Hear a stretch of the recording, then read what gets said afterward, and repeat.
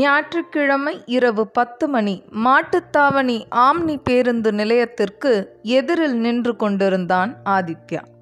சுற்றி முற்றும் பார்த்தபடி தன்னுடைய செல்போனை எடுத்து மகேஷிற்கு டயல் செய்தான். தொடர்பு கிடைத்தவுடன், டே எங்கடா இருக்க? இன்னும் 20 நிமிஷத்துல பஸ் எடுத்துட்டு வாங்கடா என்றான். நான் ரொம்ப நேரம் ஆச்சுடா. நான் டெம்பிள் சிட்டி ஹோட்டல் முன்னாடி தான்டா நின்றுட்டு இருக்கேன். நீ எங்க இருக்க?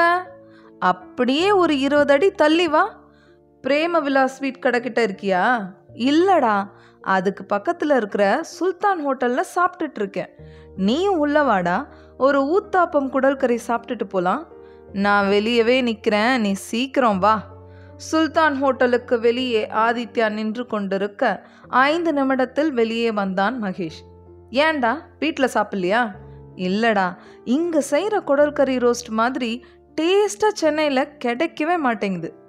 மகேஷின் மனைவி சுமதிக்கு எப்படா டெலிவரி தேதி சொல்லியிருக்காங்க?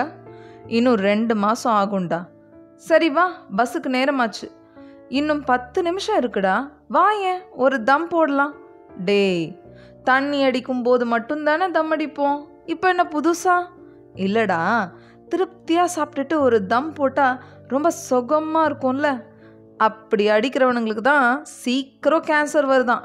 சிரித்து கொண்டே சொன்ன ஆதித்யாவை முறைத்து பார்த்த மகேஷ் தன் ஷோல்டர் பேக்கை தூக்கி கொண்டு, பஸ்ஸுக்கு டைம் ஆச்சு, போலாம் வா என்றான். இருவரும் பேசிக்கொண்டே மாட்டுத்தாவணி ஆம்னி பேருந்து நிலையத்திற்குள் நுழைந்தார்கள். சார், சென்னையா பெங்களூரா என்ற கேட்டபடி வந்தவர்களிடம், ஏற்கனவே புக் பண்ணியாச்சு சார் என்றபடி கடை எண் 10க்கு அருகில் வந்து நின்றார்கள்.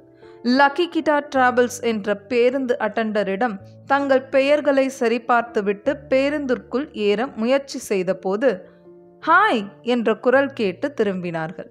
இருவரும் திரும்பி பார்த்தபோது அங்கு பதஞ்சலி நின்று கொண்டிருந்தாள். நீங்களும் லக்கியில தான் போறீங்களா? நானும் லக்கியில தான் போறேன் என்றார்.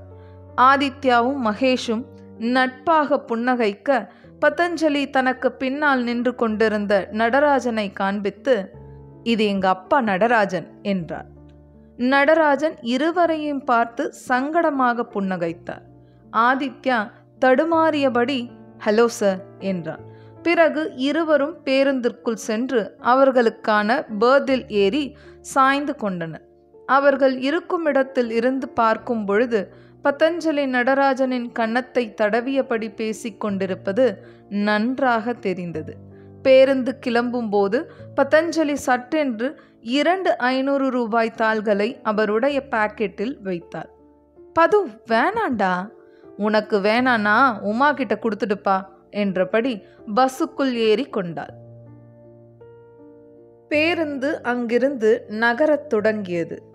பதஞ்சலி மகேஷ் மற்றும் ஆதித்யா இருந்த பர்த்துக்கு சற்று முன்னால் கீழே இருந்த தனி இருக்கையில் அமர்ந்து கொண்டார்.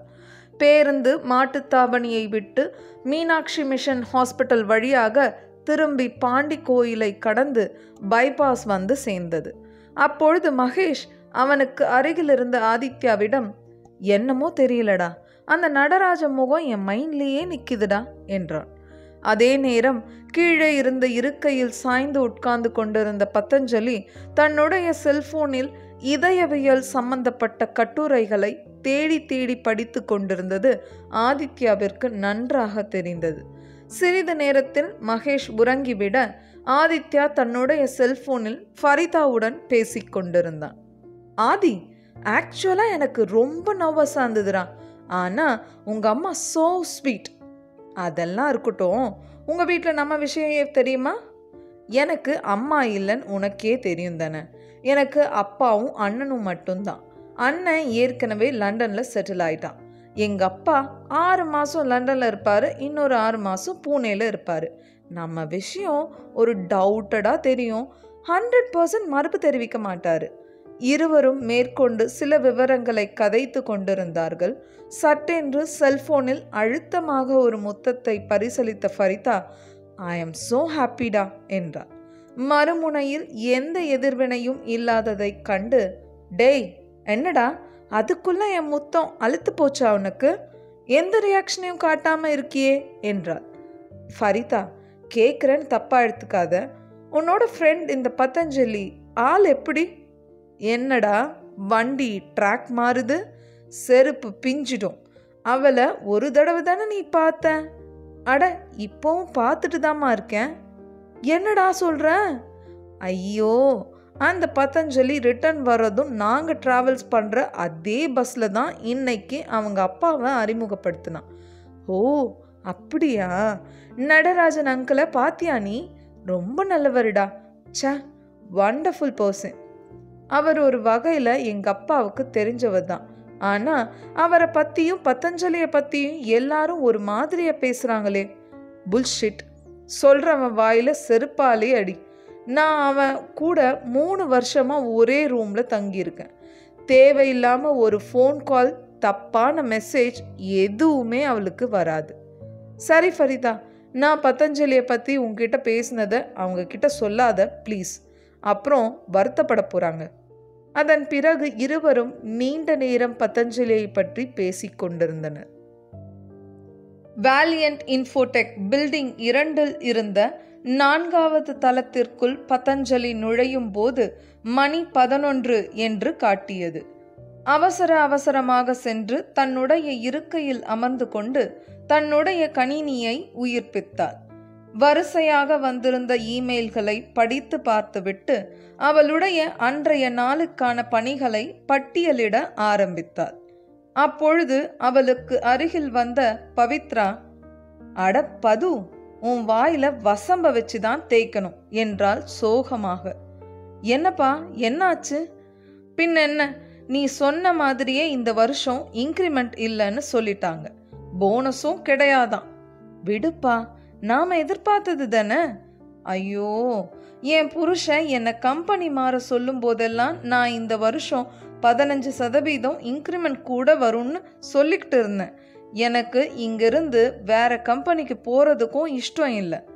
எப்படியும் இந்த மாசத்துல இருந்து ஹைக் வந்துடும். அந்த ஆள் இன்னொரு இடத்துக்கு அட்வான்ஸ் கொடுத்துருக்காரு.